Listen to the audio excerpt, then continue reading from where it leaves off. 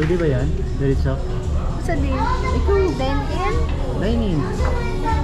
Water lang. Wala? Asing, ano, sa'yo lang.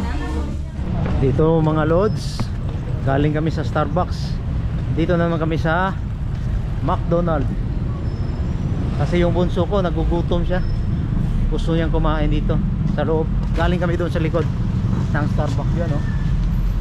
Yung ano lang yan, parang coffee. Ito, pili ka dito. Yan. Ito, mag-order.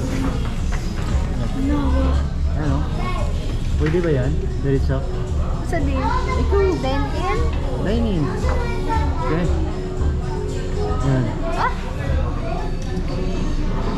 Anong ano mo? Yung kabaluan na. Kaon ka din siya, o? Ha? Ikaw? Anong gusto mo? Ayoko ng burger. Ah. Ayan. No, Ayan, tama na yan.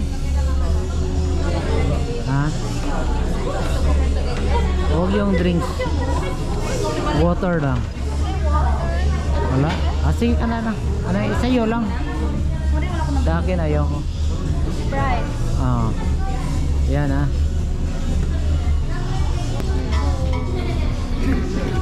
Ito lang yung, huwag yung ano, marami. Kunti lang. Ah, sige kayo ikaw. Ayan. Different. Ah. Ayan.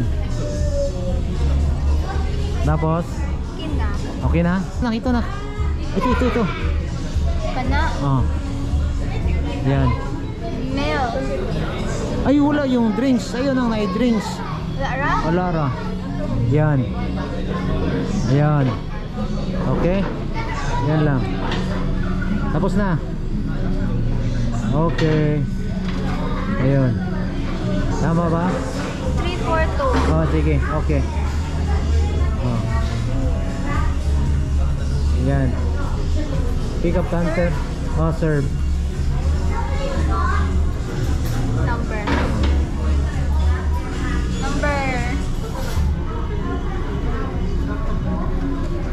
Ah, ganun ba?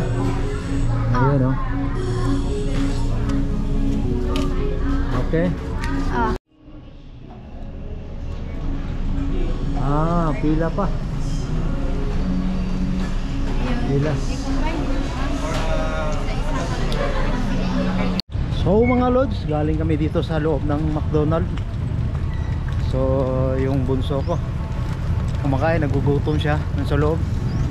Hindi ko akalain marunong na pala siya yung mga machine pag mag-order. Lalo na yung mga senior citizen, hindi alam. Yung mga bata ngayon, yung mga young generation, napaka high tech na ngayon. Dati wala nang ganyan eh. Dito muna tayo sa harap ng provincial hospital yung mga lodi, oh. Dito galing kami dyan sa Starbucks, lumipat kami dito sa McDonald's kasi nagugutom yung anak ko. So nagkopi-kopi kami dito sa Starbucks. Tapos nagutom siya. Ano yung in-order mo? In-order nyo? Parang choco yung dito sa Starbucks ba? Yan. Anong in-order mo? Chocolate yun, di ba? Ayun. Hindi ko nga talaga alam paano mag-order dun sa ano, kung paano niya ginagawa. At saka yung panganay ko nag-order na lang siya para take out. So yun lang mga lodi, ang i-share ko sa inyo lahat. So see you next time, bye bye.